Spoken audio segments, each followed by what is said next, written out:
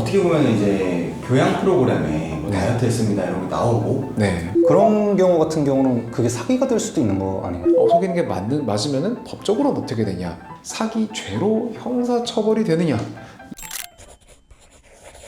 변호사님, 안녕하세요. 안녕하세요. 오랜만에 뵙습니다. 아, 그래요, 말입니다. 제가 초반엔 좀 오다가 네. 일이 바빠서 제가 못 왔었는데 네. 제가 진짜 이번에 좀 되게 궁금한 일이 생겨가지고 이게 과연 법적으로 어떻게 되는지 좀 여쭤보려고 찾아왔습니다. 모든 방송사에 그런 프로그램 있잖아요. 정보성을 다루고 건강 관련 프로그램을 다루는 그런 프로그램에서 어떤 성분이 들어간 제품을 홍보하고 그 제품이 바로 다음 홈쇼핑 프로그램에서 판매가 되는 방식이 계속 이루어지고 있어요. 그쵸. 사실 이게 어떻게 보면 속여서 하는 게 아닌가, 그 부분에 대해서는 어떻게 생각하세요? 그쵸. 이거를 흔히 말하는 뭐 연계 판매라고 하죠. 네. 그래서 아까 말씀드린 것처럼 건강 뭐 정보 관련된 프로그램을 보고 이 사람이 이렇게 해서 뭐 효소든 무슨 성분을 통해서 다이어트 성공했다라고 재밌다 하고 보다가 채널을 돌렸는데 그 시간에 그 똑같은 그 효소를 막 팔고 있는 홈쇼핑이 있다거나, 그래서 이런 식으로 됐을 때 여러 가지 지금 개념들이 사실 나오거든요. 그 PPL 간접 광고랑 그리고 협찬 고지 해야 되는 거랑 이런 식으로 나뉠 수가 있을 것 같아요. 그래서 PPL은 이제 간접 광고인데 애초에 이거는 특정 제품 자체를 프로그램 안에 녹여서 나온 거예요. 뭐 이런 막 물컵 있잖아요. 뭐 이렇게 브랜드 있어가지고 뭐 하거나 뭐 드라마 보시다 보면 예를 들어서 상견례 막 돈가스 집에서 하고 막 그러기도 하잖아요. 네. 뭐 그런 것처럼 이제 애초에 특정 제품 자체를 하는 거고, 그리고 아니면은 또 다른 거 아까 말씀드린 협찬 고지는 이거는 협찬을 받았다. 뭐 아예 이제 고지를 하는 거예요. 그래가지고 이건 정도의 차이가 있는 거죠. 그래가지고 실질적으로 이거를 광고하는 거다라는 뭐 측면이 있다라는 거를 미리 얘기를 해주는 건데요. 뭐 결론부터 말씀드리면은 그러면은 정보나 건강 프로그램에서 PPL 하는 거나 간접 광고 같은 경우에는 배양이나 오락 프로그램에서만 가능해요. 그게 무슨 말이냐? 그게 되게 중요한 건데 보도, 시사, 논평 그런 거 있잖아요. 뭐 뉴스를 본다거나 이런 걸 했는데 거기서 뭐 놀라운 소식입니다. 뭐 무슨 효소를 먹으면은 뭐 건강이 너무너무 좋아집니다. 이런 식으로 보도를 함부로 했다가는 큰일이 날 수 있다는 거예요. 네, 그래서 그거는 왜냐면은 이 프로그램의 어떤 신뢰성에 대한 근본적인 문제가 제기되는 거잖아요. 근데 뭐 교양이나 오락 같은 거는 어떤 일정 범위 내에서라고 한다면은 그거는 커버가 된다는 거죠. 그럼 허용되면 아무렇게 해도 되는 거냐? 그건 아니죠. 일단은 프로그램 시작 전에 간접 광고를 한다라고 자막 같은 걸로 표시를 해줘야 돼요. 그게 나와야 돼요? 네. 뭐 이것이 그 프로그램의 본질적인 내용이나 구성 자체를 다 할 정도가 돼서는 안 되는 거죠. 그거는 말 그대로 광고인 거잖아요. 우리는 뭐 TV 틀어가지고 보는 게 또 믿을 만한 정보를 본다거나 재밌는 정보를 보려고 하는 거지, 뭐 말 그대로 하나부터 열까지 모든 게 광고인 거를 보고 싶어서 보는 건 아니니까 그런 거는 이제 규제의 대상이다라고 하는 건데요. 그러다 보니까 뭐 방송 중에 특정 제품의 구매나 이용을 권유하는 행위도 금지가 되어 있는 거죠. 그래서 그러면은 어떻게 보면 이제 교양 프로그램에 뭐 다이어트 했습니다 이런 게 나오고 네. 거기서는 판매를 할 수 없으니까 네. 그거를 홈쇼핑에서 판매하는 거겠네요. 그렇죠. 그런 식으로 교묘하게 이 규제를 피해가는 거 아니냐라는 의혹이 있는 거죠. 네. 유튜브도 광고가 붙으면은 유료 광고 포함 이게 그쵸. 써있잖아요. 네. 그럼 방송도 마찬가지로 만약에 네. 이거를 광고비를 받았다거나 제품을 협찬받았으면 그걸 무조건 표시를 해줘야겠네요. 그렇죠. 기존 방송사에서는 이런 부분을 규제를 굉장히 강하게 이미 만들어 놨어요. 법이 없는 건 아닌데 실제로 이 집행이 모자란 거라고 저는 보거든요. 이런 부분들이 여러 가지 교묘하게 빠져나가는 것들을 다 찾아서 여기에 대해서 제재를 제대로 가야 되는데 그런 것들이 좀 없었던 게 오히려 문제 아닌가라고 생각을 하고 있습니다. 그럼 제가 본 게 하나가 있는데 S사의 뭐 A라는 네. 그런 건강 프로그램에서 네. 나왔던 일반인 출연자가 다른 M사의 뭐 B라는 프로그램에서 똑같이 동일하게 나와서 서로 다른 제품을 홍보하는 영상을 찍은 거예요. 그런 경우 같은 경우는 그게 사기가 될 수도 있는 거 아닌가요? 네, 일단은 법적인 걸 떠나서 우리가 상식적으로 봤을 때는 뭐 속일 가능성이 굉장히 높죠. 뭐 실제로 그런 것들이 있어요. 모집 공고를 보다 보면은 그냥 뭐 1년 만에 30kg 뺀 사람 모집합니다 라고 한 다음에 무슨 제품을 뭐 이제 먹을 거다 이런 식으로 연출하려고 막 사람을 모집하기도 해요.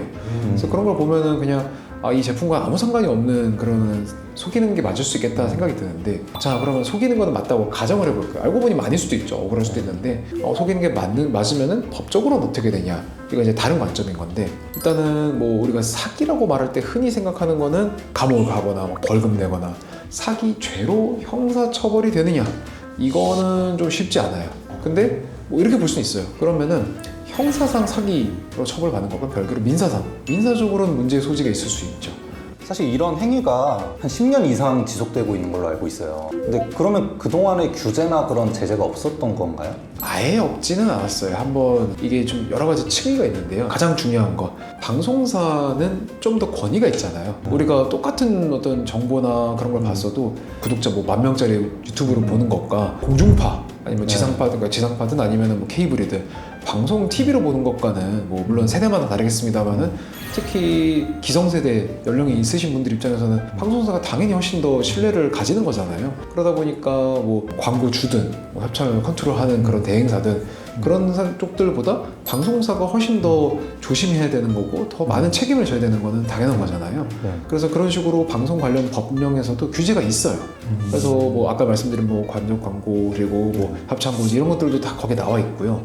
근데 이런 걸 어겼을 때 그래서 뭐 고액의 뭐 과징금 같은 걸 물을 수도 있는 거죠. 그러면 이게 이제 공론화가 좀 되고 있잖아요. 이 부분이. 그러면 이제 나라에서 좀 이 부분을 제재를 더 가할 수도 있겠네요. 아무래도 똑같은 규제가 있어도 그 규제에 따라서 정말 단속을 제대로 하고 실효성 있는 조치를 취하느냐 이런 것들은 뭐 의지의 문제일 수도 있어요. 일단은 그 부분은 워낙 이제 공론화가 되고 그러다 보니까 뭐 많이 나아질 거라 저는 생각을 합니다. 그것과는 별개로 아니 일반 시민이자 그리고 이런 정보에 속아가지고 뭐 헛돈을 막 날리는 사람도 있을 수 있을 거 아니에요. 그래서 너무 막 화가 난다. 어떡하냐라고 했을 때는 여기에 대해서는 민사적으로 뭐 집단 소송을 할 수도 있겠죠.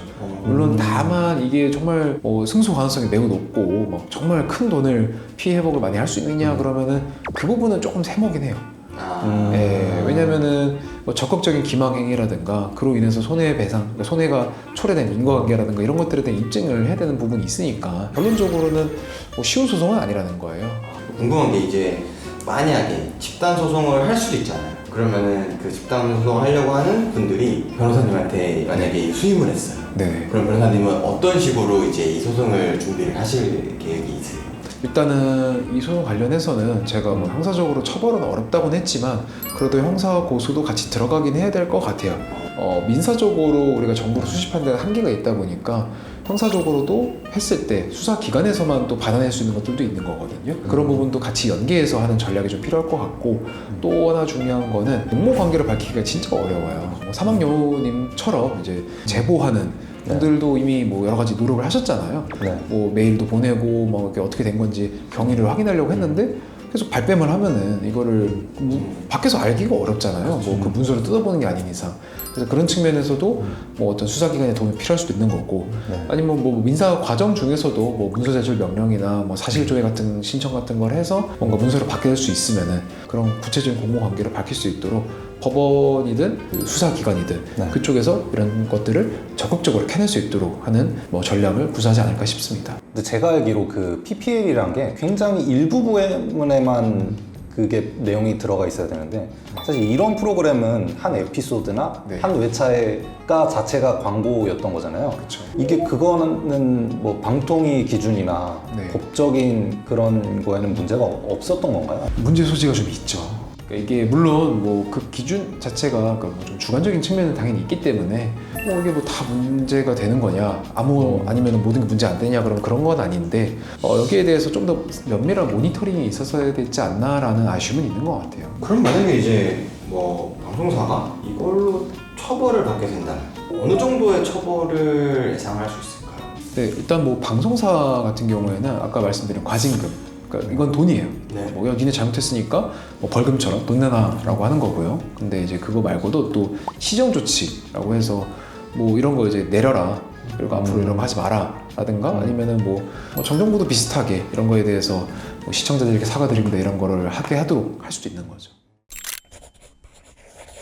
그러면 변호사님은 혹시 여기 법무법인에서 일하시면서 이런 사건들도 혹시 뭐 맡아보신 적이 있으세요? 요거는 뭐 사건화가 된 적은 거의 없어가지고 사건 자체를 했다기보다는 굉장히 유심히 보고 있는 케이스예요. 왜냐면은 지금 이것과는 조금 결은 다른데 예를 들어서 뭐 유튜버분들 이제 뒷광고 논란이나 이런 거 관련해서도 뭐 이슈가 된 적들이 있으니까 그런 것들은 자문을 예전에도 좀 드렸고 또 지금도 뭐 이제 인플루언서 분들도 저한테 이제 물어보시기도 하니까 조언을 드리기도 하고 그러고 있습니다. 그럼 만약에 만약에 지금도 이 영상을 보시다가 네. 좀 유튜브를 하는데 궁금한 게 있거나 소송에 대해서 상담을 네. 받아야 되면은 네. 어디로 연락을 드릴 수 있어요? 아, 저는 뭐 보통은 이제 상담을 원하시면은 루톡 심준섭 변호사로 검색해 들어올 수 있게 해서 바로 원하시는 시간에 상담하실 수도 있고, 아니면은 뭐 간단한 것들을 좀 이제 절차를 물어보신다거나 그런 게 있으시면은 뭐 저희 사무실 전화나 아니면 저희 그 법무법인 뭐 DM으로 많이 보내시기도 하니까 편하게 문의를 주시면 좋을 것 같습니다.